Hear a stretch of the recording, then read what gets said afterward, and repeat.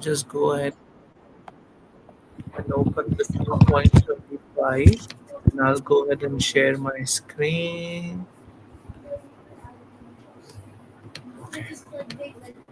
I'll go ahead and Prabhuji, please forgive me. My camera isn't working. I don't know what is wrong, so I couldn't switch on. So please forgive me about that one. No problem. Thank you. Thank you. Sorry, appreciate you switching on the video. It just I tried. I thought I have to restart the machine, and I don't have time to restart. So we will start with the prayer. Om Agyanati Mirandasya Jnananjana Shalakaya Chakshurunmilitam Yena Tasmai Shri Gurave Namaha Shri Chaitanya Manobhishtam Sthapitam Yena Bhutale Swayam Rupa Kadamayyam Dadati Swapadantikam Vandeham Shri Guru Shri Yutapadakamalam Shri Gurun Vaishnavamsha Shri Rupam Sagrajatam Sahagana Raghunathanvitam Tam Sajivam Sadvaitam Savadutam Parijana Sahitam Krishna Chaitanya Devam Shri Radha Krishna Padan Sahagana Lalita Shri Vishakhan Vitamsha E Krishna Karuna Sindhu Dinabandhu Jagatpate Gopesha Gopika Kanta Radha Kanta Namostute Tapta Kanchana Gaurangi Radhe Vrindavaneshwari Rishabhanu Sute Devi Pranamami Hari Priye वाञ्छाकल्पतरुभ्यश्च कृपासिन्धुभ्य एव च पतितानां पावनेभ्यो वैष्णवेभ्यो नमो नमः नमो विष्णुपदाय कृष्णपृष्ठाय भूतले श्रीमते भक्तिवेदान्त स्वामिनिति नामिने नमस्ते सरस्वती देवे गौरवाणी प्रचारिणे निर्विशेषा शून्यवादी पाश्चात्यदेशतारिणे जय श्री कृष्णा चैतन्य प्रभु नित्यानंद श्री अद्वैत गदाधर श्रीवासादि गौर भक्तवृंदा हरे कृष्णा कृष्णा कृष्णा हरे हरे राम राम राम हरे हरे हुकुम करोति वाचालं पंगुं लंघयते गिरिं यत्कृपा तमहं वन्दे श्रीगुरुं दीनतारिणं परमानन्दमाधवं श्रीचैतन्यैश्वरम् Wonderful. So, for everyone's awareness, we have Himanshu Prabhu joining us today. Himanshu Prabhu, welcome to our application of Bhagavad Gita and Modern World series. Thank you for joining today. I'm sorry, generally we have the session in person, but I'm traveling to India and I didn't want to have a gap here. That's why I'm just taking this class from here. And grateful for all of you to actually accommodate my request to have this class 11:30 your time, which is 9 p.m. my time. So I am already sharing my screen. We are reading text chapter 2, text 35. Chapter 2 is, and feel free to ask any questions you may have, Himanshu Prabhu. I know you're just jumping in our first session, and we have covered a good amount of verses here. So we will be reading text 35. Go ahead, Himanshu Prabhu. You want to add something? No, just thanks for inviting me. Thank you. Thank you. Welcome, Prabhu. Om Welcome. Namo Bhagavate Vasudevaya. Om Namo Bhagavate Vasudevaya. Om Namo Bhagavate Vasudevaya. Bhayadranat Uparatam. Upayatam Mamsyante Twam Maharatha. Mamsante Tvam Maharatha Yesham Cha Tvam Baho Mato. Yesham Chantam Shamchantu Mahato Mahavra. Bhutva yasyasi lagavam. Bhutva Vyasasi Lavam. Any volunteer for reading the I can translation? read. Go ahead, Prabhu. The great generals who have highly esteemed your name and fame will think that you have left the battlefield out of fear only, and thus they will consider you insignificant. Wonderful. So Just to connect the dots, I know we are meeting after 2 weeks. So Arjuna gave 4 reasons for not fighting. And why Arjuna gave those reasons? They are actually logical reasons, and we all have our reasons. When we actually talk about whatever we do in this world, we also have a fight to do. We may apparently look like we don't have any army to fight, we don't have anything, but earlier times the enemies were outside, but in today's world, the enemies are within us. There is no Duryodhana outside. Duryodhana is within us, which is our mind. Sometimes takes us to the route which we shouldn't be going. Sometimes asks us to do things which we shouldn't be doing. And with that, Arjuna gave 4 reasons. First reason was the compassion, because he was thinking about, I'm going to fight with my relatives which are on the opposite side. And we discussed about that part. The world is not black and white. When it is black and white, it is, you know what is right and wrong, you will always choose right. That's how it works. But the decisions in this material world are not just white and black. There are decisions where you have to make a decision, even they apparently look like both these options seem to be true. So in this case, Arjuna gave the first reason about compassion. Yeah, one should not kill the elders, but in this case, they are on the opposite side of dharma, and they are going to create much more havoc and create a problem for Bhumi itself, and what to talk about other people who are on the planet.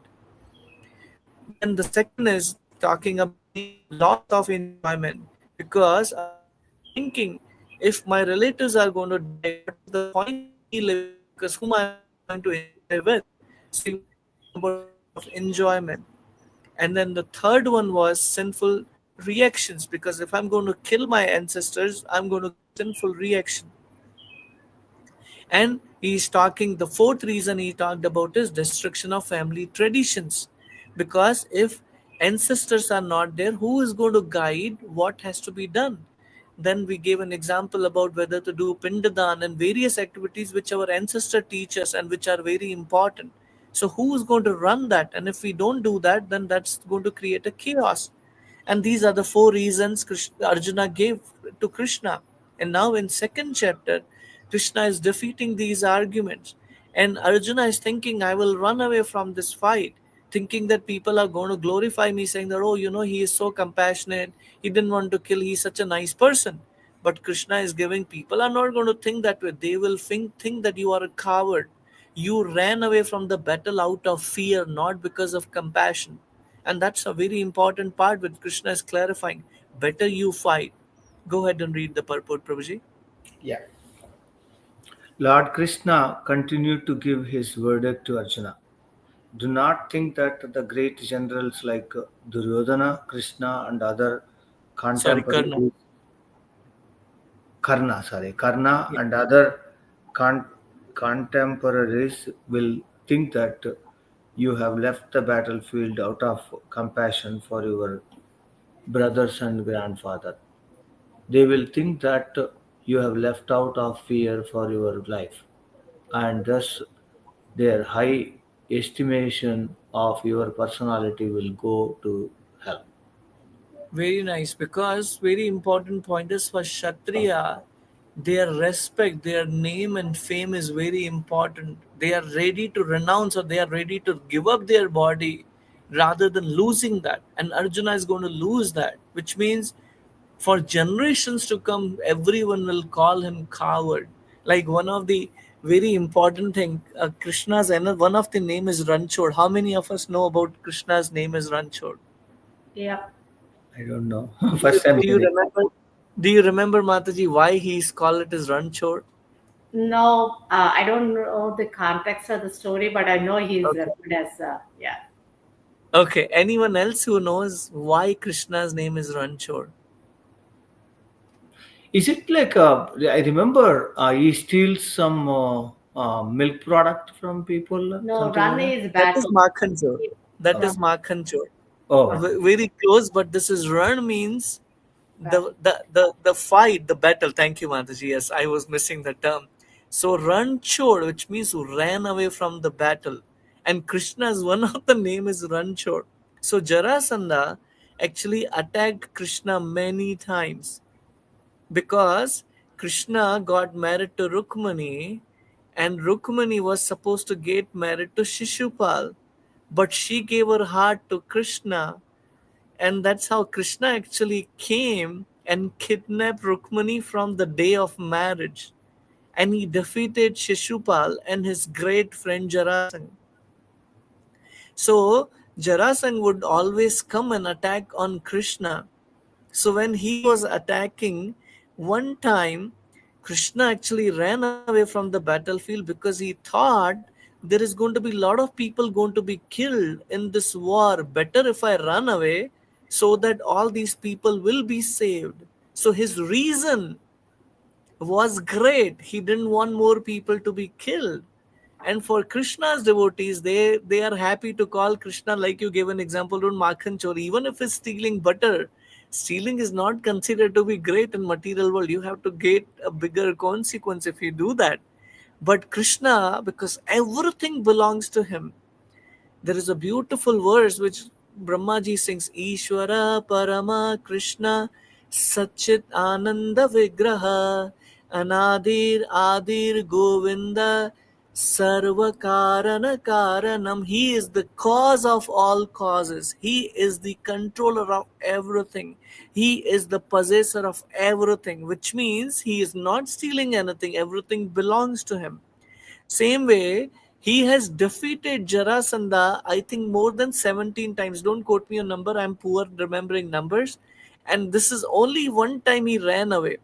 He actually defeated Jarasandha so badly every time, he just gave him his breath back, but he kept attacking, and he was just ran away once. And Jarasanga or even the other people who were on the opposite side, they will call him as Ran Chodo. You guy, you're a coward, you ran away from that. And that is one of the Krishna's name. So from devotees perspective they glorify, but from non-devotees perspective who have no inclination to actually go towards Krishna, they criticize Krishna. Oh, he ran away from the war field. So that's what Arjuna is trying to do here, that I want to run away. Very interestingly, this happened after Mahabharata. Otherwise, you would also see Arjuna say, Krishna, you also ran away. What is so such a big thing about me? But there is a difference here. Here, this fight is between Dharma and Adharma. Again, Jarasandha would kill by Krishna without being killed. Not a single person died on Jarasandha's side or Krishna's side. He played a trick to actually disguise himself along with, we actually performed that drama just last Janmashtami. So he disguised himself along with Bhima and Arjuna as Brahmana, and they went to Jarasanga. And when they went to Jarasanga, he understood that these guys are not an ordinary person, because Brahmanas are supposed to be thin and weak, but these guys are seems like very well built. And then he said, what do you want? And Krishna put forward a plan that we want to fight with you. And then at that time, Jarasanga said, oh, I got it now. You are Krishna, right? But now there were three people, Arjuna, Bhima, and Krishna. He said, I don't want to fight with you because you're unsure. You left the battlefield. I don't want to fight. And Krishna anyhow didn't want to fight with him. So he was happy, okay. And he said, I don't want to fight with Arjuna either because he is a small boy. He said, I will fight with Bhima. And Bhima actually fought with him. And Jarasanga, when he was actually there, so Jarasanga, the name is actually, his body was cut into two pieces but was merged by a demon called as Jara. That's why he is considered to be Jarasanga. So his body was half, two parts disconnected, and she connected it. And he was fighting with Bhima. Krishna guided him, saying that you tear him apart from half, and that's how he will die. Otherwise, Jarasanga was very powerful. So sorry, I didn't want to distract, but I just wanted to bring this idea that Arjuna should not run away from this battlefield because this is being guided by Krishna. Any comments or questions before we move to the Yeah, next? so Krishna is not Kshatriya, right? He's a Yadava. So Kshatriyas are the ones who have been told that you go do the war, don't come Yes. back, right? But Yadava, Yes. being Yadava, he can actually. So there is justification for him to not do war. And that is a good point. However, very interesting aspect is Krishna is the son of Devaki and Vasudev. They are Kshatriya, they are not merchants. Ah, But he was living on Yashoda Maya and Nanda Maharaj, who are not Kshatriya, who are actually Vaishyas, which means who do the mercantile business, right? So Yeah. this is very interesting. So Krishna is a Kshatriya because he took the birth from the womb of Devaki and Vasudeva. But the most important part is this Varnashram Dharma, which is Brahman, Kshatriya, Vaishya, Shudra, that is specifically applicable to the folks who are not at the godly platform. Krishna himself is God. He created these Varnashram Dharma. So they don't apply on Krishna. So this is multi-dimensional answer. Did I cover that clearly, Got it. Prabhuji? Yeah. So when you say Varnashrama Dharma, I think that is based on the practice and not more from the birth, right? So anybody Yes. could practice to be Brahmana or Kshatriya or any other. Yes, good point. Sorry, my internet is may not be stable, so if my voice is breaking, feel free to just pitch in there. You brought up another dimension which is very important. Varnashram Dharma is not based on the birth, but Varnashram Dharma is based on the activities. However, to a certain extent, there is also the birth part. So, for an example, who was this guy whose finger Dronacharya asked to give that finger? Anybody Ekalavya. remember? Ha, Ekalavya. Ekalavya. So Ekalavya, from activities perspective, he was actually a good Kshatriya. He knew the skill really well. But why did Dronacharya asked him his thumb?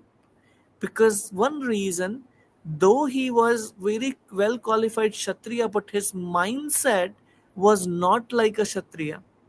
So by birth he was a Vaishya, and Vaishya, which means they will do anything and everything to make their business run, and that's why this is not good for him to become a Kshatriya. And another thing which I mentioned sometime back, if you remember, Karna was given a curse by Parshuram. Do you remember that one? Um, Anybody remember? yeah, you told the story, but I'm trying to jog the Yeah. memory. So Karna was a Kshatriya, but he disguised himself as a Brahmana and he went and learned the archery from Parshuram himself. Parshuram is one of the incarnation of Lord Vishnu. And one time Parshuram was resting in the lap of Karna. Wow. And at that time there was a scorpion which was biting Karna and blood was flowing and blood drop fell um, on Parshuram, and Parshuram said, "You cannot be a Brahmana. You must be Kshatriya because you can tolerate the pain of a scorpion biting you." And that's why he was cursed that when you fight, when the right time come, you will forget all your education. Do you remember that dot? No, I This remember. We remember distinctively, yes. completely, 100%. Yeah, you told. Yeah. Yeah. So coming back to the point, yes, the Varnashram Dharma is there and it should not be based on the birth, but it is all about the activities. So even if someone may act like that, but he has to have or she has to have the same mindset of the Dharma. That's the point which I wanted to bring. Make sense, Mataji? Yeah, I think the other angle could be that, it's they say, right, it's too hard to beat the genes. If you have that coming from your parents, then that endurance, what you're talking about, the strength that Karna had, that's because of his Yes. genes that he possessed. Yeah. Again, it all, I think, I feel that everything comes back to nothing is black or white. Everything is gray matter. You Yes. got to kind of Yes. understand from the context. It correct. It is all about the thought process, the background behind it, why some person is doing whatever they are doing. It's a very important part. So one may be like, for an example, this is a very nice discussion. So please forgive me about bringing more context here. But if you see Dronacharya's son, Ashwathama, so he is Brahmana by birth. However, you see, he had done a lot of wrong deeds. So he actually tried to kill. He was fighting as a Kshatriya on the opposite side. He was fighting on Duryodhana's side. He actually killed Draupadi's five sons when they were sleeping. So he actually, first and foremost thing, is a Brahmana. On top of it, he is doing Kshatriya, and now he is doing something which does not belong to any of these two things. Nobody kills a Kshatriya who is sleeping. Actually, that's against the rule of the rule of the battle. And he killed them. And then another time it happened. He released Brahmastra when Arjuna was chasing him. That uh, Arjuna promised Draupadi, saying that I'm going to bring him here. And then he was running behind it, and at the time he threw the Brahmastra. And at the time Krishna asked also Arjuna, saying, "You release the Brahmastra also." And then he took all both the Brahmastras to him. And then the third time which happened is he was released. Draupadi said, "Let him go." But then the third time he again released he released the Brahmastra to kill Uttara's son, who was Parikshit Maharaj. And at that time again Krishna entered into the womb of Uttara and protected Parikshit. And that he was the last son of the whole dynasty from Pandava's side. So it's all about not just by birth, but it's all about the mindset, the activity. Makes sense, Mataji? Yeah, yeah. Beautiful. Any other comments before we read the next verse? Okay, beautiful. Text 2.36. Avacha vadamascha bahun Avasya Avachya Vadamascha Vadamasya Bahu Bahum vadashyanti tavahitaha Vadasyanti Vadrasyanti Tavahitaha Tavahita ninnantastava samarthayam Nindantastava Samarthaya tato dukkha nu kim. Tato Tato Dukkha Dukkha Taram Taram Mukha Who volunteers to read the translation and purport? I can read. Go ahead, Mansi.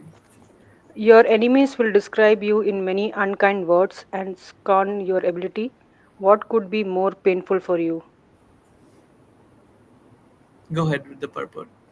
Lord Krishna was astonished in the beginning at Arjuna's uncalled for plea for compassion, and he described his compassion as befitting the non Aryans. Now, in so many words, he has proved his statements against Arjuna's so called compassion.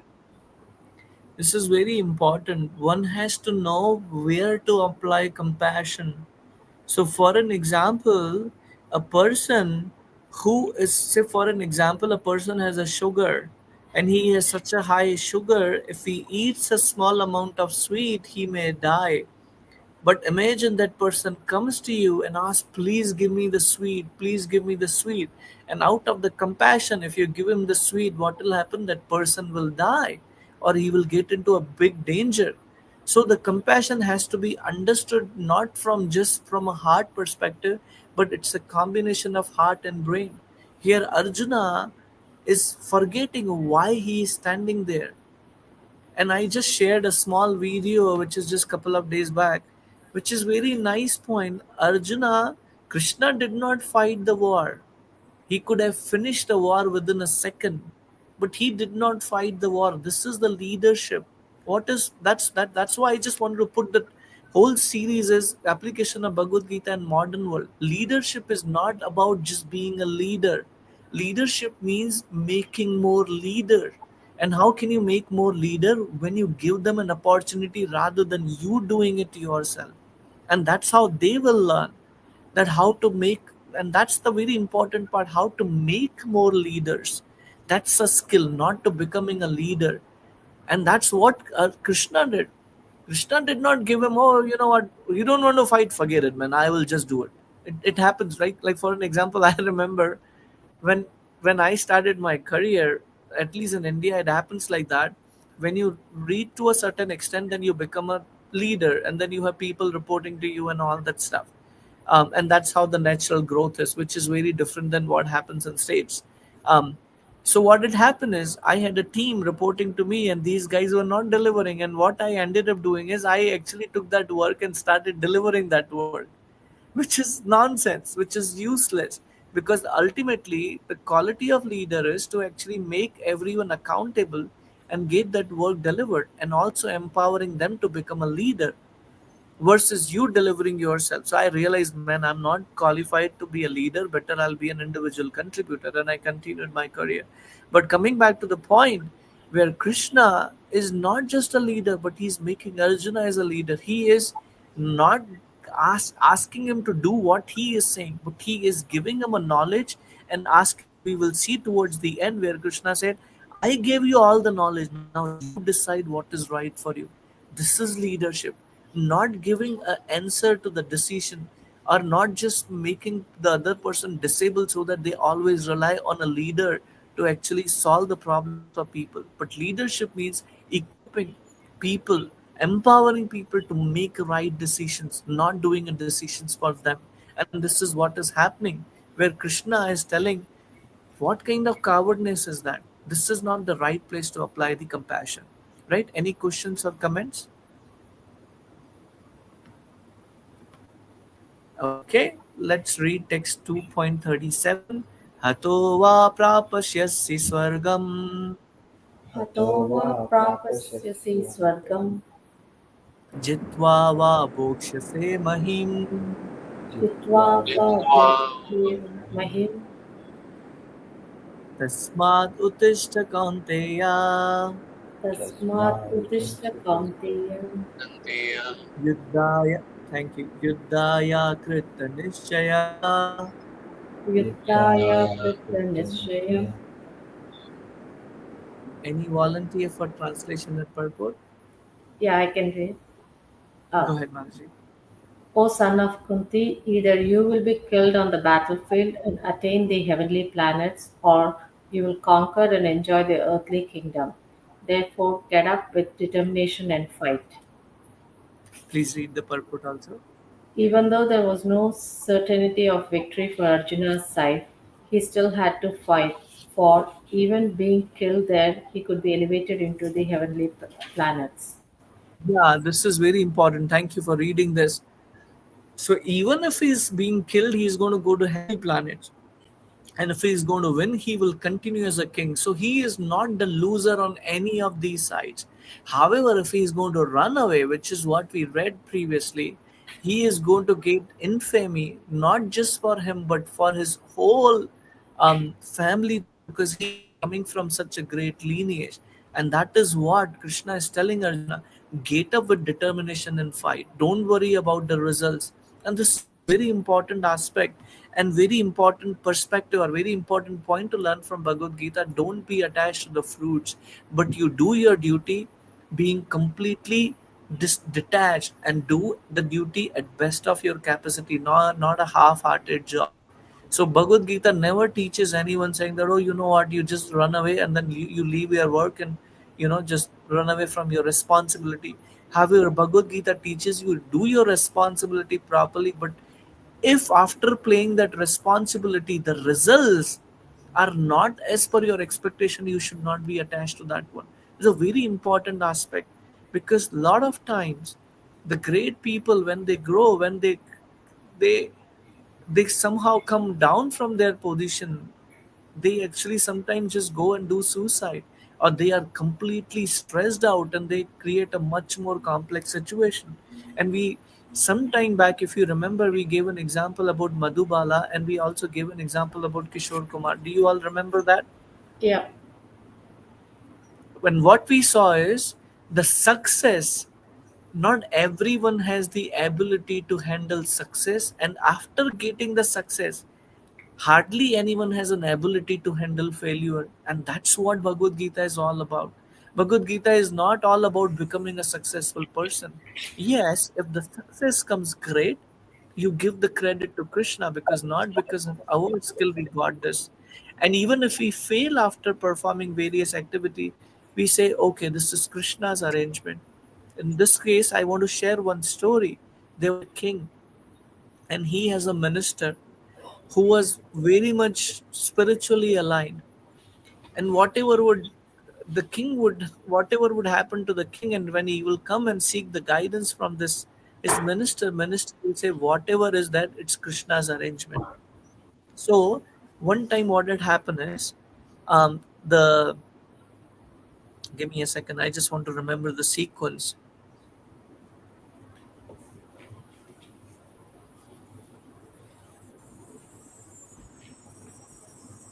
So one time the king was yeah, the king went to the forest for hunting, and the minister also went with him. Or yeah, sorry, So what was happening is the king was doing the archery, or he was actually using the sword to fight with, and his finger got cut. And then he was very upset with that part, and he was very in a lot of pain. And he came and told his minister, this has happened and I'm so bad. He said, whatever happens, it's for good. This is all Krishna's arrangement. So he became very angry, and he put his minister to the jail, because there was another minister who was, somehow thinking that I want to take up that position. So he said, what kind of minister you have? He said, it's good, whatever happened. Your finger is cut, and it is hurting you so much. And this guy saying, oh, it's good. So he actually put that person, the minister, into jail. And next day, the king put the minister to the jail. And then the king went to the forest, and he actually went for the archery. He wanted to actually see, and he wanted to go for hunting. And when he went there, he went deep into the forest, and there were some people there who were living, who were foresters, and they were actually offering a sacrifice. And they somehow captured the king. And then the rest of the people ran away, and they captured the king. And then when king was captured and he was about to be slaughtered, they saw his finger is cut. And they came and told him, oh, we cannot offer this guy, because it has to be a full offering. This is not a full offering to Kali. And that's why we have to let him go. And then king was let go. And at the time, he actually came to this minister who was in jail, and he said, um, I just remembered you when you talked about whatever happens for good, and I remember now because my finger was cut, and this is what had happened. um, so Minister Love said, yeah, everything happens by Krishna's grace, and everything is correct because Krishna knows everything is based on our situation. He said, okay, in my case, I understood. But what isn't good for you, because you were the villain, right? So what isn't good for you in that case? He said, if I would not have gone to the jail, I would have come with you, and I would not run away. And what these guys would have done, rather than killing you, they would see your finger was cut, they would actually slaughtered me. But because you jailed me, I was saved from my life. And this is the whole point. And this is what Krishna is telling. Don't be attached to the fruits. You do your duty with determination and perform without being attached to the results of that activity. And that's a very important aspect we all have to learn. And that's an application of Bhagavad Gita, where we are not attached to whatever happens in our life, whether it is good and bad, based on our understanding. We accept that this is Krishna's arrangement. It must be perfect for us. I'm not able to visualize right now what isn't it good for me. And that's the perspective we got to learn. Any questions or comments? I think I would kind of parallel it with risk taking, because we always, in our daily life, right, we always Hmm. think about doing something, but never Yeah. have the inertia to do. So when you do Yes. something, you either get successful at that, or at least learn a Yes. lesson that what went Yes. wrong, or you're not, that's not meant for you. So, even at the corporate world these days, the new mantra is fail fast. So until you take Yeah. that step forward to doing, you won't know whether that's going to be successful or failure. So in success, you'll enjoy, yeah, it is successful, and then you could step forward. And if you fail, that's the lessons learned, that that was not meant for you. And what is the alternate? Look for something else. Otherwise, if you don't take that step forward, you'll never know that what would have happened. So again, I think it goes back to, again, you are the master of the consequences of choices that you make. So you have to accept one way or the other, whether it's going to be successful or failure. Very beautiful perspective, very wonderful point. However, one point which I want to add here is that, which is one thing which we have to add is, this is an X and Y dimension, or maybe a Z dimension, we can say from that perspective. But Uh-huh. one has to understand from spiritual perspective, and everything there is Krishna's hand. And when you do that, you become humble. Versus these people, when they take the risk and they achieve a greater position, rather than developing humility, these guys become pride, and they actually crush other people under their foot. They think, oh, you know what, I did it and I achieved it. But when you actually accept that, oh, I just tried, but somehow I was honored by God, because He offered me His blessing. That's why I received what I did. That will make the person humble. And you see, who was this guy who created calculus? Can you remind me again the name of the scientist? Anybody remember who created calculus? Mathematics calculus?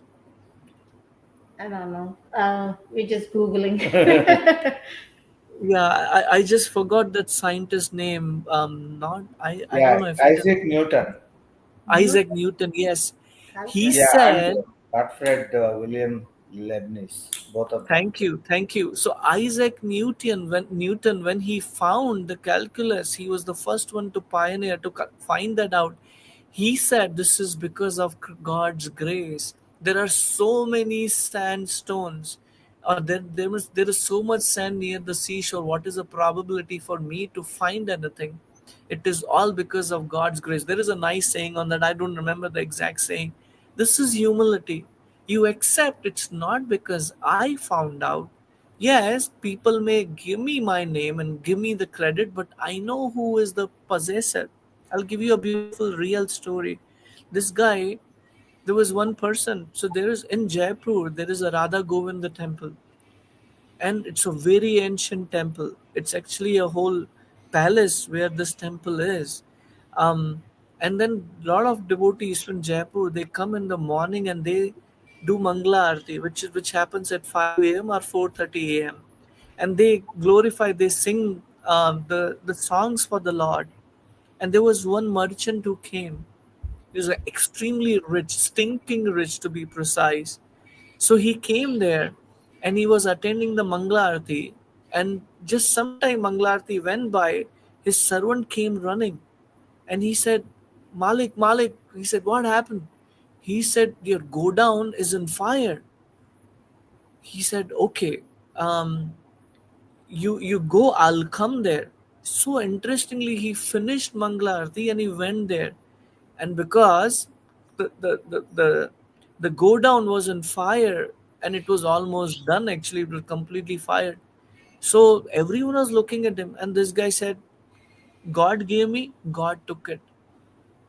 Now one needs to have that maturity in bhakti to accept this is Krishna's arrangement. Otherwise, what happens with such people when they gain it, even after taking risk, when it is taken away from them, they cannot handle that thing. Sometimes they actually do those things, like I was giving an example about Kishore Kumar. Anybody would come and knock to his door. He was on his house, outside his house. Rather than beware of dog, he wrote actually beware of Kishore Kumar. If anybody would come and knock the door, he would actually bite them like a dog. What is happening? He was not an he was definitely an ordinary person who achieved great success. What happened really? Because he accepted it's my endeavor. I took the risk and credit goes to me. And when the things do not align with him, and what happens?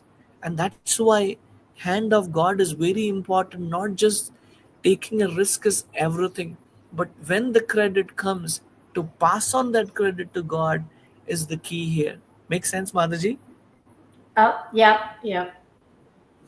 If you see about Titanic, the manufacturer of the Titanic actually sailed only once, and he said Titanic is built in such a way even God cannot sink that ship. That's the only first and last voyage Titanic did. What's wrong with it? Wrong is not about what he built, but the pride is the problem, not a risk taking, thinking that I use the credit, I take the credit for everything. And that's where God doesn't have to sink it. Of course, it was his mistake. It was a mistake of captain or whatever has happened.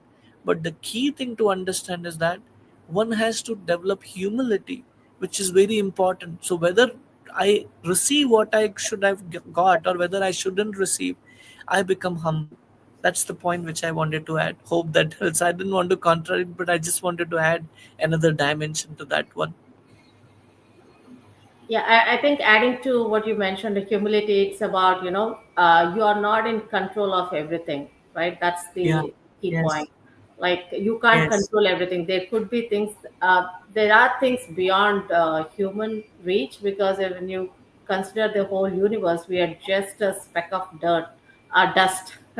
So Yes. considering that magnanimous universe, so I think that's where our humility should be placed, that there are things beyond our control and which we can't understand. Absolutely. That's the most important part. Wonderful. Remind me again, our class is till 12:30. Is that right? Which means, yeah, I think I still have 50. I don't want to go over time, so I just want to understand. So we will take text 38. Sukha dukhe samakritva सुख सुख दुखे समाकृत labha labho jaya jayo लाभालाभो Jaya जयो tato yudhaya yudhyasya ततो युध्यस्व naivam papam avapsyasi. नैवं पापम् अवाप्स्यसि. Any volunteer for translation first? Any volunteers for translation? I can read. Yes. Go ahead. Do thou fight for the sake of fighting, without considering happiness or distress, loss or gain, victory or defeat, and by so doing you shall never incur sin. Wonderful. Pretty much we were talking about the same point. When you are actually giving the credit to God, whether whatever result comes, whether good or bad, you are not affected by that. Similar thing is happening with Arjuna. When we think, you said a beautiful line towards the end, Manaji, we are just the speck of the dust. And when we realize, we feel that I don't possess any credit. I don't, it's just by God's grace. And that's how we become, we achieve something much more sublime. And this is what Krishna is telling to Arjuna. You fight just as a duty. Don't be worried about what is the outcome of that. Don't be attached to happiness or distress, loss or gain, victory or defeat. And that way you will never incur sin. Because one of the argument which Arjuna talk about is sinful reaction, and this is the answer to that one. As long as you are attached to the results of the activity, you will have to suffer the fruits of that activity. But when you offer the fruits of your activity to God, you will not incur sin. Go ahead and read the purport, Mataji. Lord Krishna now directly says that Arjuna should fight for the sake of fighting because he desires the battle. There is no consideration of happiness or distress, profit or loss, victory or defeat in the activities of Krishna consciousness. That everything should be performed for the sake of Krishna is transcendental consciousness. So there is no reaction to material activities.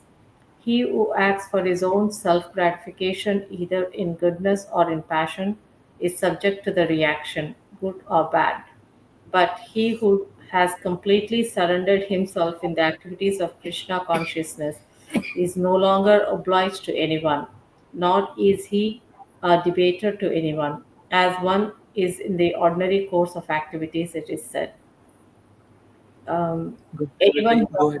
yeah, Yeah. anyone who has completely surrendered onto Krishna, Mukunda, giving up all other duties, is no longer a debtor, nor is he obliged to anyone, not the demigods, nor the sages, nor the people in general, nor kinsmen, nor humanity, nor forefathers. That is the indirect hint given by Krishna to Arjuna in this verse, and the matter will be more clearly explained in the following verses. Very beautiful verse. We are actually, this is a wonderful verse which is actually explaining in detail. Prabhupada writes it here. There is no consideration of happiness or distress, profit or loss, victory or defeat in the activities of Krishna consciousness. Right now, our conscious, one of the meaning of Krishna consciousness is to basically develop the consciousness of Krishna. And what is the consciousness of Krishna? One has to actually understand the meaning of it and live by it, not just a theoretical thing. When we talk about Krishna consciousness, which is what Prabhupada write, ISKCON means International Society for Krishna Consciousness. What does that mean? The whole society has to run based on thinking about what is the consciousness of Krishna. Everyone has to work towards it. Maybe some people are not there, but ultimately when we read Bhagavad Gita, what it is trying to align ourselves is our consciousness has to be Krishna consciousness. We should think like Krishna, we should act based on the instruction of Krishna. We cannot do what Krishna does because he is God. But at the end of the day, when Arjuna is being a disciple of Krishna, he is being told what has to be done, and that is what we need to follow. And we need to follow in a precise way, not doing any addition or subtraction. And that's the problem with this material world. Sometimes people think I'm too smart, I can add and I can subtract, and that's the problem, and that's where things get diluted. And that's how you see what the Christianity. You'll be shocked. Christianity today has no reincarnation. However, in original Christianity, there is reincarnation. And there was a person who was propagating the reincarnation aspect of Christianity. And then the other Christian said, "We will kill you if you do like that." He said a beautiful line, "You, you catch me if you can." What does that mean? You may kill my body, but you cannot kill my soul.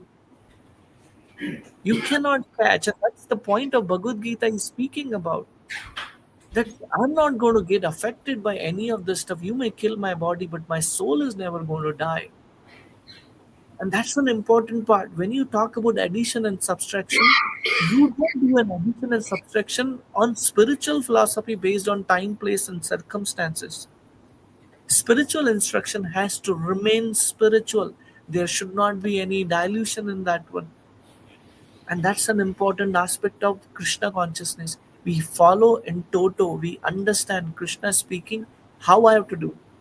There may be situation which could be different than what Arjuna is going through. We may not able to realize, and that's why we need a living guru, we need a mentor, we need a guide who can tell us to actually understand how to understand a particular situation from Bhagavad Gita's perspective. Does it make sense? Any questions or comments? No problem. Okay, wonderful. So, to be honest, looks like while speaking itself, I may go to sleep. So, if you don't mind, we will end 10 minutes early today, and I'll request you all if you can chant one round. I'll be very grateful to you if you can do that after the class, and we will have the next class at same time. I'm sorry, I'm just super sleepy. So please forgive me about that. I don't want to sleep while giving the class, so please forgive me about that. But any final questions or reflections before No we end? problem. Tomorrow is, Radha Yatra in Novi, I think, right? Yes, yes, Yeah, correct. please do come. Please do come. Actually, I live just opposite to that place. So feel free to Wonderful. come and visit. If you are coming, please do give me call and come home. I'll make a nice coffee. Don't buy there. So sweet of you. Thank you, bro. Yeah, tomorrow is Rath Yatra in Nawai. It's one of the oldest Rath Yatra we have been having. The Farmington Hills Temple started little later, so that's we had 5 Rath Yatras for that one as well. But yeah, please don't miss. Thank you so much. Very grateful to you for your kind presence again.